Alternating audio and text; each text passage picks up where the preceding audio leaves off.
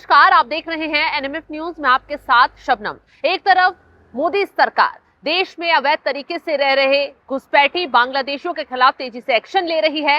धरपकड़ तेजी से बांग्लादेशियों की जा रही है। उन्हें न सिर्फ डिपोर्ट किया जा रहा है बल्कि जो अवैध कामों में शामिल हैं उन्हें गिरफ्तार कर उनका हिसाब किताब जेल में किया जा रहा है। लेकिन इससे बीच महाराष्ट्र में भी अवैध घुसपैठी बांग्लादेशियों के खिलाफ तेजी से एक्शन महाराष्ट्र की देवेंद्र फडणवीस सरकार ले रही है और मुख्यमंत्री देवेंद्र फडणवीस की तरफ से सख्त आदेश और निर्देश पुलिस प्रशासन को दिए गए हैं कि जहां भी कहीं अवैध तरीके से घुसपैठिए रह रहे हैं उनकी धरपकड़ की जाए, उनका हिसाब किताब तुरंत किया जाए। इसी कड़ी में अब मुंबई पुलिस को एक बड़ी कामयाबी हासिल हुई है।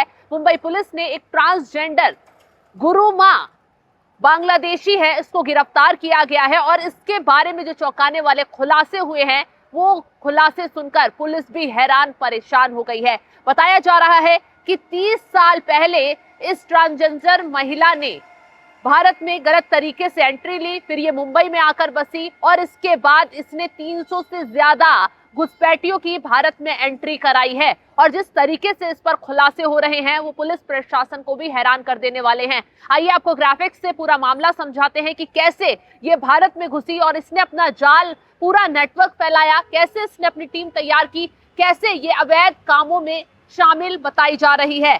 खुलासा ये हुआ है कि मुंबई पुलिस ने हाल ही में बांग्लादेश की एक ट्रांसजेंडर महिला को जालसाजी और तस्करी के आरोपों में गिरफ्तार किया है। आरोप है कि ये महिला जाली दस्तावेज बनवाकर पिछले 30 सालों से भारत में रह रही थी। आरोप ये भी है कि ये महिला अब तक करीब 200 से ज्यादा यानी कि 300 के करीब लोगों को अवैध तरीके से भारत में घुसा चुकी है। जांच में ये बात सामने आई है कि उसने कई लोगों को वेश्यावृत्ति के लिए मजबूर किया। एक रिपोर्ट के मुताबिक आरोपी की पहचान बाबू अयान खान उर्फ ज्योति उर्फ गुरु माँ के रूप में हुई है। ज्योति कथित तौर पर खुद को एक आध्यात्मिक गुरु बताती थी। मुंबई में ट्रांस समुदाय के लोग उसे गुरु माँ के नाम से बुलाते थे। पुलिस के मुताबिक शहर में उसके लगभग 300 अनुयायी भी थे। गुरु माँ फर्जी जन्म प्रमाण पत्र, आधार कार्ड और पैन कार्ड बनवाकर भारत में घुसी थी और रह रही थी। रिपोर्ट के मुताबिक गुरु माँ का तस्करी नेटवर्क पश्चिम बंगाल में मुर्शिदाबाद सीमा के रास्ते लोगों को भारत में तस्करी करने में मदद करता था। एक बार अंदर जाने के बाद लोगों को कुछ दिनों के लिए कोलकाता में रखा जाता था जहां उनके बर्थ सर्टिफिकेट और इस तरह के अन्य फर्जी दस्तावेज बनवाए जाते थे। फिर इन लोगों को मुंबई लाया जाता था और यहाँ के शिवाजी नगर में ठहराया जाता था। मोटी रकम का जरिया गुरुमा तस्करी कर लाए हुए लोगों को फ्लैट में रखती थी। हर कमरे में 3 से 4 लोग रहते थे और गुरु माँ को हर महीने 5,000 से 10,000 रुपए का किराया देना पड़ता था। पुलिस ने बताया है कि गुरु माँ ने महाराष्ट्र सरकार के रजिस्टर्ड फ्लैटों और कई घरों पर भी अतिक्रमण कर रखा था। गुरु माँ ने उनके कथित तौर पर 200 से ज्यादा घरों पर कब्जा कर रखा था और उनको किराए पर देकर लाखों रुपए कमाती थी। तो देखा आपने कैसे ये गुरु माँ भारत में घुसी, मुंबई में ठहरी, मुंबई में पूरा नेटवर्क बिछाया और उसके बाद इसने अपनी काली कमाई को उगाही के काम को शुरू किया। अनुयायी बनाती थी, गुरु माँ बन चुकी थी। लोग इसके जाल में फंस जाते थे क्योंकि उन्हें नई नई कहानियां बताती और उसके बाद उन लोगों से ठगी का काम करती थी। किराए पर मकान कब्जा रखे थे, उन्हें किराए पर देकर वहां से किराया वसूलती थी और अपना पूरा गोरख धंधा चलाती थी। खुलासा ये भी हो रहा है कि 300 से ज्यादा लोगों की ये एंट्री भारत में अवैध तरीके से करवा चुकी थी। हालांकि इसके पास भी बताया जा रहा है कि अवैध दस्तावेज पाए गए हैं, अवैध आधार कार्ड, अवैध बर्थ सर्टिफिकेट, अवैध तरीके के और भी कागजात बताए गए हैं। जब ये बांग्लादेश से कोलकाता पहुंचती है वहां अवैध तरीके से कागजात बनाए जाते हैं। और सबसे चौंकाने वाली बात तो ये है कि ये गुरुमा और भी लोगों को बांग्लादेश से यहाँ अवैध तरीके से घुसाने का काम करती थी। बाकायदा इसकी पूरी टीम बनी हुई थी जो बांग्लादेशी अवैध लोगों को गलत तरीके से बंगाल के रास्ते लाया जाता था उन्हें, फिर उनके फर्जी दस्तावेज बनवाए जाते थे और उन फर्जी दस्तावेजों के जरिए फिर इन्हें भारत में एंट्री कराकर अवैध कामों में शामिल किया जाता था। हालांकि अब ये गुरु माँ पुलिस के हत्थे चढ़ चुकी है। पुलिस लगातार इससे जांच पड़ताल कर रही है, पूछताछ कर रही है। हो सकता है चौंकाने वाला खुलासा इस मामले को लेकर हो जाए क्योंकि जिस तरीके से इस मामले में खुलासे हो रहे हैं वो बेहद चौंकाने वाले हैं। ऐसे में मुख्यमंत्री देवेंद्र फडणवीस भी इस मामले को लेकर सतर्क हो गए हैं। क्योंकि उन्होंने पहले ही आदेश निर्देश दे रखे हुए हैं। कुछ महीने पहले एक बड़ी कार्रवाई मुंबई में अवैध घुसपैठियों के खिलाफ की गई थी। हाल ही में कई महिलाओं को, कई बच्चों को, कई पुरुषों को अवैध तरीके से मुंबई में, महाराष्ट्र के अलग अलग जिलों में रहते हुए पकड़ा गया था।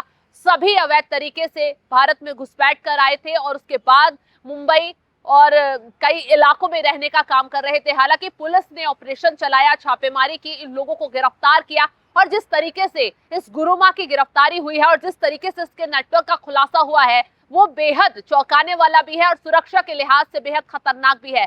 तो ऐसे में पुलिस लगातार ये कोशिश कर रही है कि इसके पूरे जाल को, इसके जो अनुयायी हैं उनको पकड़ा जाए, उनसे जांच पड़ताल लगातार की जाए, उनसे पूछताछ की जाए कि कैसे ये भारत पे आए, किसने इनको शरण दी, किसने इसको गुरुमा बनाने में मदद की, कौन इसके साथ मिला हुआ था। पूरे नेटवर्क का पर्दाफाश कराने की लगातार कोशिश की जा रही है। यहाँ आपको बता दें, गुरुमा का तस्करी नेटवर्क पश्चिम बंगाल में मुर्शिदाबाद सीमा के रास्ते लोगों को भारत में तस्करी करने में मदद करता था। एक बार अंदर आ जाने के बाद लोगों को कुछ दिनों के लिए कोलकाता में रखा जाता था, उनके बर्थ सर्टिफिकेट और अन्य फर्जी दस्तावेज बनवाए जाते थे। फिर इन लोगों को मुंबई लाया जाता था, यहाँ के शिवाजी नगर में ठहराया जाता था। गुरुमा तस्करी कर लाए गए लोगों को फ्लैट में रखती थी। हर कमरे में 3 से 4 लोग रहते थे। गुरुमा हर महीने 5 से 10 हजार रुपए किराया वसूलती थी। गुरुमा ने महाराष्ट्र सरकार के रजिस्टर्ड फ्लैटों और कई घरों पर भी अतिक्रमण कर रखा था। उसने कथित तौर पर 200 से ज्यादा घरों पर कब्जा कर रखा था। उनको किराए पर देकर लाखों रुपए ये कमाने का काम करती थी। यानी कि महाराष्ट्र सरकार को भी चूना लगाने का बड़ी शातिर तरीके से ये गुरुमा काम कर रही थी। हालांकि अब मुंबई पुलिस ने इसको गिरफ्तार कर लिया है। इसके जितने भी अवैध कब्जे हैं, बताया जा रहा है कि 200 से ज्यादा फ्लैट जिस तरीके से इसने कब्जा कर किराए पर दे रखे थे, उन सभी पर अब पुलिस शिकंजा कसने की तैयारी कर रही है और मुख्यमंत्री के भी सख्त आदेश है, एक भी घुसपैठियों को छोड़ा ना जाए, एक भी बांग्लादेशियों को किसी हाल में बख्शा ना जाए। हालांकि जिस तरीके से बांग्लादेशियों के खिलाफ कार्रवाई हो रही है, कई पक्ष ऐसे भी हैं जो इसका विरोध कर रहे हैं, इसे चुनाव से जोड़कर देख रहे हैं। लेकिन पुलिस प्रशासन का और महाराष्ट्र की सरकार का, अन्य सरकारों का यही कहना है कि अवैध बांग्लादेशियों के खिलाफ कार्रवाई सख्ती से की जाएगी। जो भी घुसपैठिया पाया जाएगा उसे किसी हाल में छोड़ा नहीं जाएगा और उसी का नतीजा है कि ये अब गुरुमा धरपकड़ इसकी हो गई है। अब ये क्या कुछ चौंकाने वाले खुलासे पुलिस के सामने करती है, ये देखने वाली बात होगी। फिलहाल इस खबर को लेकर आप क्या राय रखते हैं, कमेंट बॉक्स में जरूर बताइएगा। तमाम बड़ी खबरों की अपडेट के लिए आप हमारे साथ जुड़े रहें। नमस्कार।